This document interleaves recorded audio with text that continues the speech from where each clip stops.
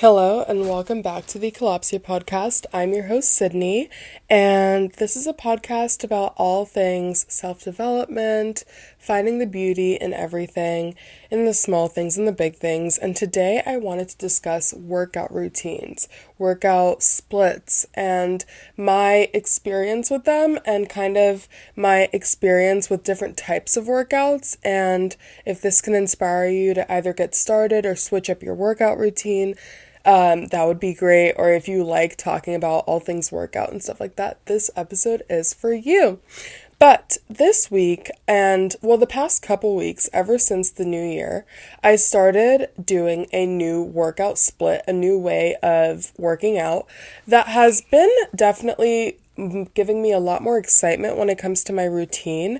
And I think that a major part in that has been the workouts I'm doing, the actual workouts I'm doing. I have not changed the amount of days I'm working out that drastically. I think in 2024, I was working out 5 to 6 days a week. And I've since upped it to about 6 days a week. And so that's the current amount of days that I'm working out, but it does not look the same every day. So let's go back in time. When I was in college, I started working out pretty regularly, right? And I've always been pretty active. I was on varsity basketball, volleyball. I did track in middle school, but that doesn't really count. I've always been a pretty active person. So when I got to college, post-COVID, I was class of 2020. I got to college and I was like, okay, I'm eating full pints of ice cream in a sitting, literally in one sitting. I've got to counteract this somehow. So I started going to the gym, which was a hop, skip, and a jump away from my dorm. And I started weightlifting, doing 12-3-30 at Lauren Giraldo. If you know, you know, she's fantastic. Loved my 12-3-30. And that's a fantastic way to get some cardio done in a really passive way. You just walk at a 12 incline for 30 minutes at 3.0 speed. And you can up that, lower that, whatever works for you. And you can just pop on a video, like a YouTube video, a show, anything, just distract yourself, and then the 30 minutes fly by. That was it. That was my perfect workout, my most trusty way to get myself active in a way that didn't feel painful. Now, after that, and starting to get into weightlifting, this is in about 2020, up until 2022, I got my first gym membership. I signed up with Planet Fitness, and I was going several times a week. I was doing it. I would go after work, before class, whatever. So I was really getting in there. I was getting into my weightlifting grind. And then I realized that my body felt really inflamed.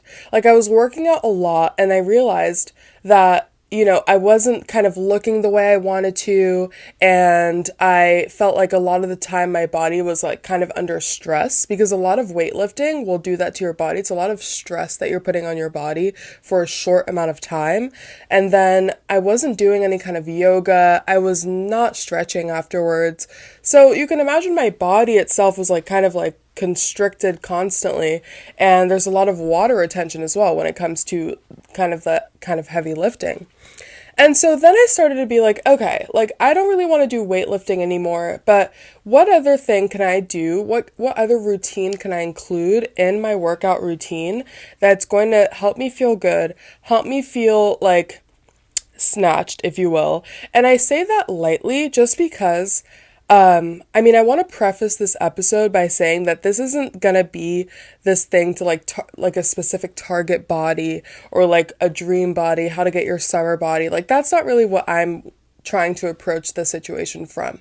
It's definitely how I approached working out at the beginning of my journey when I started working out at school, on campus. I was doing it a lot of the time to achieve a certain body, to achieve a certain size or whatever. I never weighed myself. I've never had that kind of issue, and I still don't weigh myself. I haven't weighed myself in over 5 years.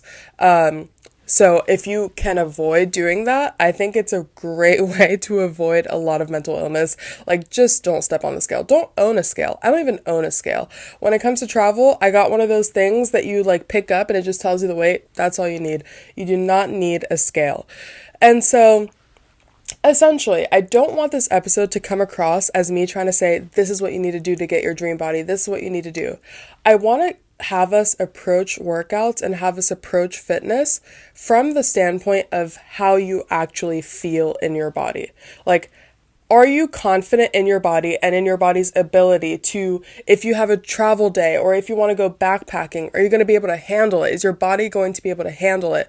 If you want to go on a sunrise hike on your trip to Hawaii. I don't know why that's the example I've come across, but I feel like a lot of people like that I'm seeing in Vietnam or Hawaii or anything, they like go on these hikes and it sounds so good in pictures, like it sounds so good in theory, but can you actually handle it in your body? And is it going to feel good? Are you going to feel those endorphins?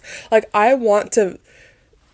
sometimes I think that I have a really skewed vision of reality in the sense of workouts, because a lot of the time I feel like I want my body to be in such shape that if an apocalypse occurred and I got tossed in any array of situations, I will survive because I have a survivor's body. Like, I will be able to run if zombies come and attack me. I will be able to survive in colder temperatures because my cardiovascular health is really good. I'm going to be able, like, I need my health, my vitals, everything to be in tip-top shape. I want lasting health that will also help me in case of an apocalypse. That's the point. That's where I'm coming from when it comes to my perspective on fitness and health, right? So I don't know if that's the case for you. My type might be a different type of mental illness, maybe anxiety, I don't know. But I'm not coming at this from the standpoint of like wanting this specific part of my body like half in size or anything. It's not going to be like that. But now that being said, let's go back in time. So I quit weightlifting. I was like, okay, I feel so inflamed. I feel constricted. I feel like my body's crickling and cracking. I don't feel that flexible. I don't feel like I can move that easily. So I was like, okay, I'm going to stop this. Let's try Pilates, right? And I feel like we've heard so much about Pilates. It's the whole trend, Pink Pilates Princess, and it's a major trend, and rightfully so. It's a beautiful, type of workout. I feel like it is very aesthetically pleasing. I've never done a reformer's Pilates class, keep in mind, because, that you have to have a certain, financial demographic, right? It is an exclusive hobby, a very exclusive hobby. And so I turned to mat Pilates and doing Move with Nicole. Now, you will hear me say Move with Nicole probably several times during this episode, or I don't know, but in life, Move with Nicole is like me saying I need some water. Like, Move with Nicole is my Bible. I love her so much, right? And Pilates is great because it not only is helping you have a stronger core, because Pilates at its root is very similar to yoga in that it's having to do a lot with breath work and core strength. So all of the exercises that you're going to do, whether that's glutes, whether that's upper body, whether that's back, your core is going to be implicated in that. And having a strong core is going to be so important for your back health, your spinal health, and just your general posture in day-to-day life. That's going to help you for decades in the future, right? There's a lot of holistic health benefits when it comes to that type of workout. And so I started doing Pilates in about 2022. Ever since I had the room in my, the space in my room to lay down a mat, because I was living in dorms in these very small rooms. I didn't even have mat space in my room to be able to do these workouts. So in about 2022, when I moved about in this place, I started doing mat Pilates, and it was great. Keep in mind, it was great. It was fantastic. It was great. But at a certain point, right, you're doing 20-minute videos, 25-minute videos, it becomes a little bit kind of okay, what am I really doing here? Okay, this is getting a little bit boring now. I'm doing the same thing just in my room. It's not like I'm going to a studio and I'm meeting people. It's kind of okay, very isolated. I'm just doing this in my room constantly. So, enter in my running era. This started in about April 2024, right? So we're 2 years down the line, and now I'm trying to run, right? We're still doing the Pilates about 4 times a week, but then once or twice a week, I'll try to splash in a run. And so I started doing this first by doing 1 run a week, then doing 1 run every 2 weeks, and then run one run a week, and then I upped it to 2. But this was a very gradual increase, and notice that I did do this step by step. I feel like especially with New Year's resolutions, and you might even feel inclined after you listen to this podcast episode, and I really want to stress that having an onboarding period when it comes to implementing a fitness routine, when it comes to implementing a type of workout, you have to do it slowly and you have to do it in digestible steps. Because, I'm seeing tons of people online that are saying, okay, it's 2025, I'm going to work out 6 days a week and I'm going to do Pilates, this, and this. Like the routine that I'm telling you right now, the 2 days running, 2 days gym days. Actually, I don't know if I got into that yet. Especially with the New Year's resolutions, you're going to be inclined to kind of want to toss yourself in there and just like really get started on a good note. Get that bread, get really fit, especially with the summer coming around. Winter is the time. This is what we always get told. But it's so important to give yourself that season to wean into it, and that is going to triple the longevity of the actual routine or habit. If you go in immediately saying, okay, 5 gym days, 2 run days, and you've never gone to the gym or never run in your life, that's not going to happen. You might actually sustain it for a month, 2 months, maybe even 3 months, but you're not going to be able to sustain it for longer than 6 or up to a year. That's just not going to be the case because you've not given yourself the time to weigh, okay, does this routine really work for me? Does this workout is it compatible with my body? I don't have the experience in the past to compare it to tell myself, okay, maybe this will work for me, but maybe this won't work for me. Maybe this amount of days is going to be good for me versus this amount of days. Everybody's body is different. And so I do want to just say that before I get into the whole running side. But after the whole Pilates season and I was doing that, 5 days a week, it was getting very boring, very repetitive. And I started to do the running. And so running for me was like chalk on a chalkboard. It was literally so difficult. I could barely do it. And it's so important to realize that proficiency in the gym and then proficiency in running and proficiency in Pilates does not cross-generalize. You can be the strongest lifting the heaviest weights and not be able to run 5 minutes. You can have an advanced Pilates class, be able to do the splits, 500 sit-ups, ultra core strength, and not be able to run like 5 minutes as well. It does not cross-generalize, and that's where you have to think about when you're trying to implement a new avenue of exercise or a new medium of exercise, is that I'm not going to be immediately good at this just because I'm fantastic at this type of routine, right? So it's these types of things that we have to think about when we're thinking about what our workout splits looks like. And cardio and running has been great. It was kind of similar to the 12-30 when it comes to having to push through sustained accelerated heart rates and having to be like, okay, I'm tired, but I'm going to keep pushing. I think that's one of the greatest things in cardio is how big of a mental game it is. And so the same kind of applies when it comes to running. It is a very different type of exercise though, and a lot of the time it's very weather dependent, and there's a lot of different things in that, but we're going to get into the pros and cons in just a little bit. But yeah, I've been in this little running season up until the end of 2024, and when 2025 came around, I decided to take a step back, take a look at my current workout routine. And I am a Virgo. I love routines. I love having a set plan of when I'm going to do something so that I don't have to think about, okay, am I going to do it this day? Am I going to do it that day? Like, how do I really want to work this out? What's my routine here? That's always what my brain is asking. And so I decided, at the end of the year, I was thinking to myself, okay, I'm loving the Pilates. It's great. I know that it's good for my core.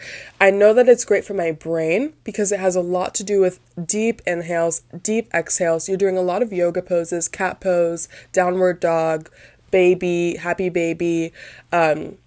You're doing a lot of different yoga poses. So that's really good for my brain, my body. It calms me down. And then I'm also loving the running. It's a great mental push and it's good cardio. And I know it's going to be good for me in the long run, provided that I don't overdo it, right? But then I thought to myself, okay, I am liking this, but I am a bit bored, so then I decided to bring back in the gym. And so here's from where my, workout split came from. But let's dive in a little bit deeper into the pros and cons of each type of exercise. And if that is really something that you want for you, I'm just kind of going to give you kind of like a little overview of what I've found to be most beneficial and also things to think about when it comes to these different workouts. So let's start from the top and look at weightlifting and its pros and cons. So, number one, weightlifting is great when it comes to muscle strength and size, obviously. That's the biggest thing that comes from weightlifting. You are pushing until failure, and it's going to help you boost your muscles and inevitably have you get like a more toned form. Food and nutrition is going to have a major impact on that as well. Now, when you're thinking about weightlifting, a major part of it is going to be your ability to recover your body and help your body recover through nutrition, through protein, and all of those types of things. Beyond that, it is also really good for your metabolism. It increases your resting metabolic rate and it leads to more burned calories even at rest. And it also helps with long-term weight management. Now, another benefit is that it improves bone density. It strengthens your muscles that are around your joints, and thus it helps improve your stability and helps lower your risk of injury. Now, that's going to be great when you're on these hikes or when you are older and your bones are starting to get kind of like weaker. Having those stronger joints, having that better baseline stability is going to help you long term. Now, also, it's going to help you with mental health, just like all of these different types of workouts. All of them are going to help you release those endorphins, help you sleep better at night. It's going to be great for that. It's also really versatile. You can focus on different muscle groups, you can go in for legs, you can go in for glutes. It's very much to your liking, and you can target very specific areas, and that can help you in whatever you want to develop or grow or anything like that. And me saying that it's not specifically, for a target body or whatever, you're allowed to have, wishes for your body. I think it's just very important to realize what your body is capable of and not being harmful to it or angry with it when it's not able to develop that. Now, bear in mind, a lot of it can be in your control through weightlifting, through your food, but a lot of it is not going to be in your control because of genetics and stuff like that. So it's all about understanding what your baseline is, what your malleable scale is, and then going from there. Now, some of the cons in weightlifting is that you've got a greater risk of injury. If you're not able to replicate the correct form, it's very, very important, not only in weightlifting, but also in Pilates, because I cannot tell you the amount of time that I've pulled a muscle in my back. It happens far too often, or it used to happen far too often. There is a major emphasis on technique when it comes to these types of workouts, and that is going to be so important in lowering risk injury probability. Also, a lot of the time you need to have a gym membership to even access these types of things. Yes, you can get dumbbells and stuff like that at home, but a lot of the time you're going to want to go in the gym where you have the bigger machines, like an elliptical, Stepmaster, treadmill, these bigger things. But also another pro I wanted to squeeze in here with the gym is that it can also be social. You can bring in your friends, you can meet people at the gym. It's another reason to get out of the house. There are a lot of benefits to this, and I also think that was one of the biggest pros for me when I was still going to the gym, even when I felt uninspired, was that in the dead of winter, when it's really difficult to get outside, really difficult to find the will to do literally anything at all, the one good thing that I had was that at 9 a.m. I would get up, put my workout clothes on, and get out the door. My routine was that my bus ride was my reading time. I would read on my way to the gym and then get to the gym. Since I'm there, might as well work out, do it, read on the bus ride back home, and get ready for class. That was the routine, and it's really nice to have that kind of routine, especially when you're going to a target place, because it can also kind of help you in that habit stacking when it comes to the other things in your life. So, another thing to think about. But again, with the gym, you're going to have that time sensitive moment. You need to allot yourself time to get there, to be there, to get back. It's a huge time commitment. And so this is one of the reasons why I kind of lessened my frequency at the gym.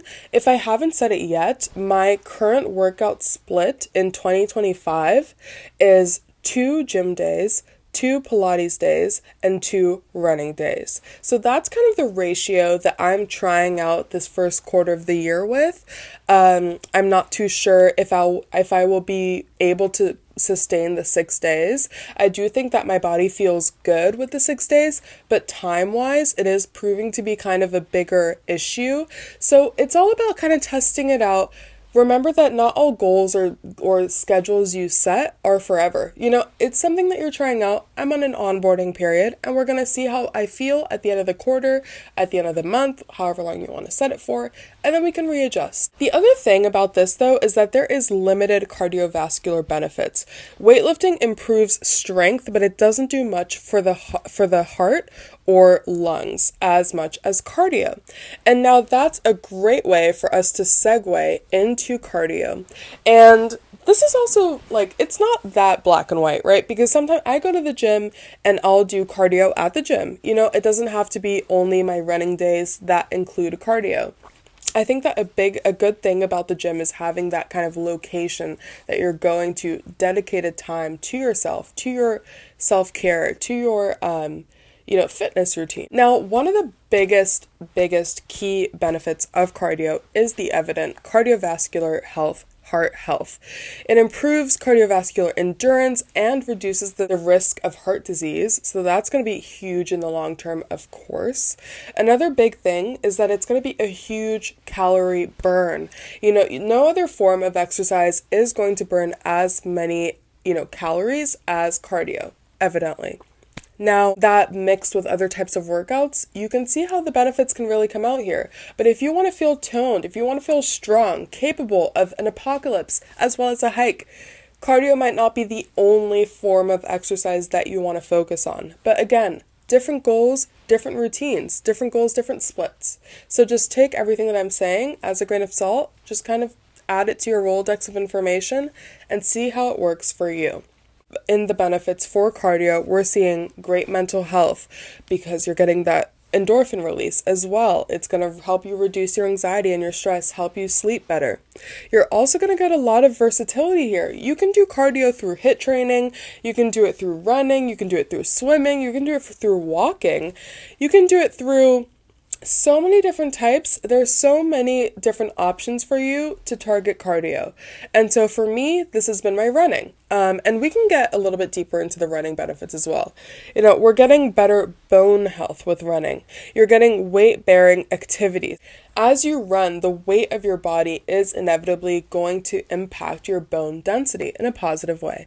In running, you're also seeing that really good cardiovascular health as well as a high calorie burn. But now some of the negative parts of, running, cardio, these types of things that can be a little bit tougher on our bodies, on our knees and stuff like that, because running, a lot of people who run several marathons, they end up having a lot of joint pain. So that's a big one. You might get some joint strain, high impact forms, especially like jump ropes or HIIT training, that can really strain your joints if you're not getting that technique properly. So in all of these different types of exercises, form is everything. Technique is everything. You need to care after yourself in all of these small ways. And honestly, the more that you take the time to learn the technique, to learn the art form that is that type of exercise, the more you'll feel kind of safe in your own arms. It's no, I'm not going to get hurt today at the gym because I know that my brain is going to want to protect me. It's going to want to focus on form, and that's going to bleed into other parts of your life as well. It's okay, I can count on myself here. There's also a plateau risk when it comes here. Without variation, your body can just adapt and you're not really getting any better. So you kind of want to have that kind of goal reassessment checklist like we talked about last week. Is this routine still working for you? Or are you not pushing yourself enough, not challenging yourself enough? What can you do? What can you add that's going to kind of keep that challenge alive and keep your strength up. Now, the last thing I want to talk about is Pilates, and this honestly, it might remain to be my favorite, even though I'm adding in some running, cardio days, Stairmaster, as well as some weightlifting. Pilates has my heart. She's just lovely. And so one of the biggest things, which I already kind of went over, is that core strength. Every single exercise, and I'm not saying this lightly, every single exercise you will do in a Pilates room, studio, mat Pilates is going to target your core. It will get so much stronger without you even trying. There's going to be I think usually my Move with Nicole videos, if it's like a 25-minute video, maybe like a 7-minute section will target abs alone. But I'm telling you, they are working the entire 25-minute video. They are working the entire time. And so it's such a great workout when it comes to building that strength, and it's going to help your posture. I genuinely think that my posture has gotten genuinely better since I started incorporating Pilates into my workout routine. Now, we've also got a lot of flexibility and mobility. You're doing a lot of range of motion extending exercises, and it's going to help reduce stiffness. Now, when I was coming from the whole weightlifting, gym, water retention, kind of stiff feeling in my body, and I was like, okay, I need to kind of release this. I need a yoga antidote. I need a little a counterpart that's going to relax my body after I have put it through stress, which is weightlifting. Weightlifting is stress. It might as well equal cortisol.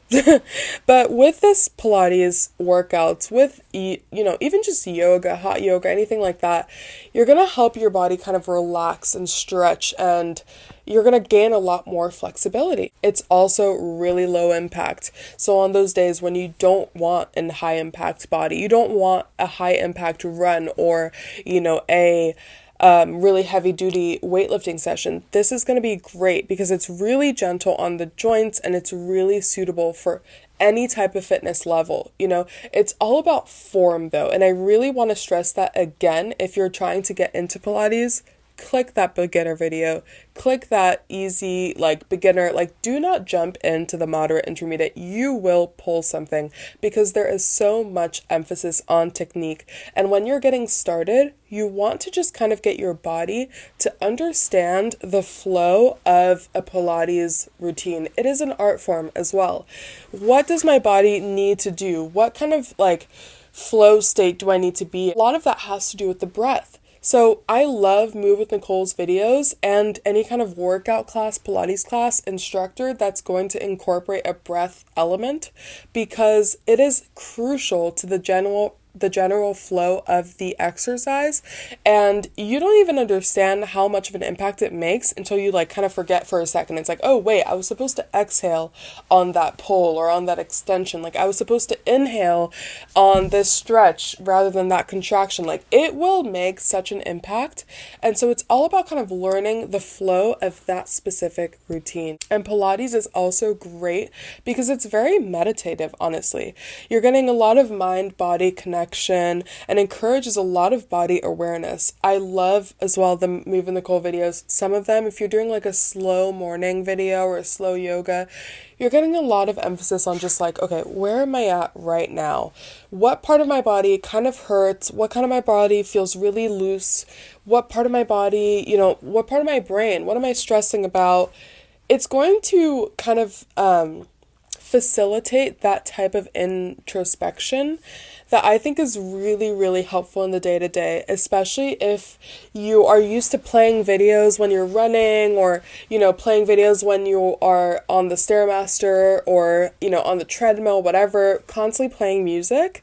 It can be really good to make the time pass in those instances, but I think it's really important to have these other types of counterparts where you're also having a lot of time dedicated to feeling out how does your body feel, how does my mind feel, and it's still part of that workout routine. So it's a 2-in-1. It's also going to be really, really great for effective injury recovery and improving alignment. Like I said, if you've pulled something and you're thinking to yourself, okay, I'm sitting here, my left knee actually feels a little bit weird, so maybe I should go easy on that during this workout video, but I might actually also go easy on that in my running or in my, my weightlifting session. It kind of just brings attention to these little problem areas that might have popped up that you haven't given yourself a moment to sit down and really pay attention to.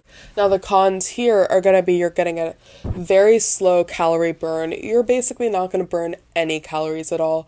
And you're also going to get very limited cardiovascular benefits. It's really good for reducing stress when it comes to the deep breaths. And I kind of want to do an entire video on breath work alone, and I might tie in Pilates into it. Let me know if you guys be interested in that. But breath work has been shown to have extreme benefits in your stress, in your anxiety, and it's almost like a high. Like it lifts you and your brain feels so light. It's a very, very powerful technique in holistic health. So I really want to do an episode on that. But here you're not going to get as many, cardiovascular benefits as you probably would in cardio. You're also not going to get that high calorie burn like you would in cardio. Like I said, it's also going to be very technique dependent. You want to pay extreme attention to what muscles they tell you to contract when you're making a sudden movement. You do not want to pull anything, you guys. And Pilates can be so beneficial if you just pay attention to the technique. And that's the biggest piece of advice I can ever give you when it comes to Pilates. Technique and pay attention to your breath. Those are the big two. So overall, I think it's a really good idea to have your workout routine, your workout split, kind of incorporate a little bit of each of these three categories. You want a little bit of cardio so that you can boost your endurance or, get that really good cardiovascular health. I went to the doctor the other day and my resting heartbeat was 50 beats per minute. Enough said.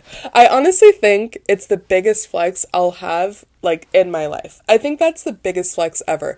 It's almost too low. I think my friend told me that she was in the hospital and her heartbeat went below 55 or something, and the alarm started ringing. They think you're dying. That's how good your heart is, So I've got to say that will be my biggest flex, probably for this foreseeable, and I'll never forget it. And I really do think it's because of the running, it's because of the cardio, and it's going to be fantastic for this little heart. Pilates. Incorporating Pilates is going to be so amazing for you. It's going to be great to improve your strength, your flexibility, your recovery on your days off from, doing your weightlifting, if that's your preferred method.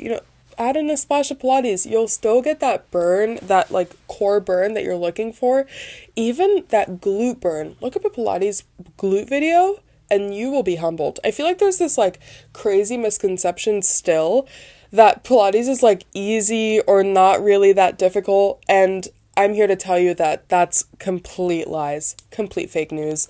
It might honestly be harder than weightlifting, and something I've realized in the past year is that any kind of exercise having to do with body weight rather than non-natural weight, like barbells or whatever, body weight workouts are going to kill you. Honestly, they really will. Try doing a plank. Honestly, that's enough to just kind of give you a reminder, I feel, because I could not do a 20-second plank 2 years ago, and I was in the deepest of my weightlifting era. But now, a year into doing my Pilates and all of that, started doing my cardio, I can hold 1 minute plank. And yesterday, I actually did the Haley Fernandez TikTok ab routine. Or tried to, I should say. I did not get into all the hip dips, nor was I able to do all of my leg raises. Although, if you do know what I'm talking about, I recommend that you bend and set down your lower leg when you're in your side plank, and then have that bent knee on the floor and then do the leg raises, because that's a good modified version for that routine. So, file that away. If you know, you know. But yeah, Pilates is going to be amazing for that strength, that flexibility, that core strength, that breath work. It's going to be great to incorporate. And weightlifting, you're going to get that joint strength, and you're also going to get that great bone density. These are all things that we want for our long term. I'm not only talking about the summer, although this will inevitably also help you out for the summer. It's also just going to help you out in the long term, in your long-term health. And if the entire world sets up in flames, you'll be predisposed to have a stronger body to withstand anything. But I know we're not all thinking about the apocalypse when we go to the gym, but I feel like these are things that we might need to think about. But I hope that you guys enjoyed this episode.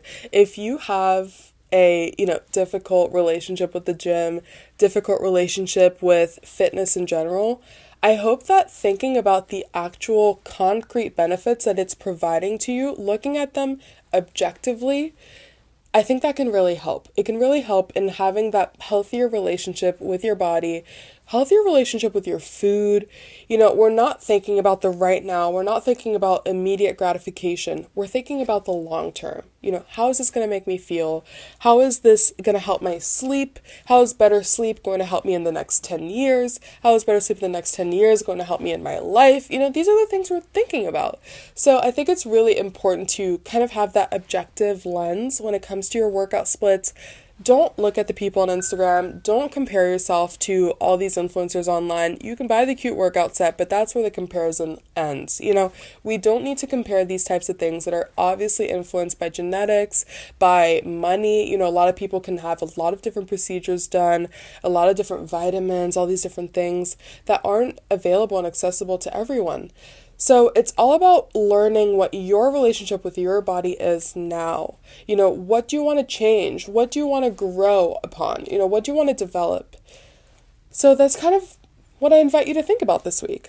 But I hope that you guys really enjoyed this episode. I really, really enjoyed filming it. I love talking about working out, workout splits, all of it. I love learning about all the science.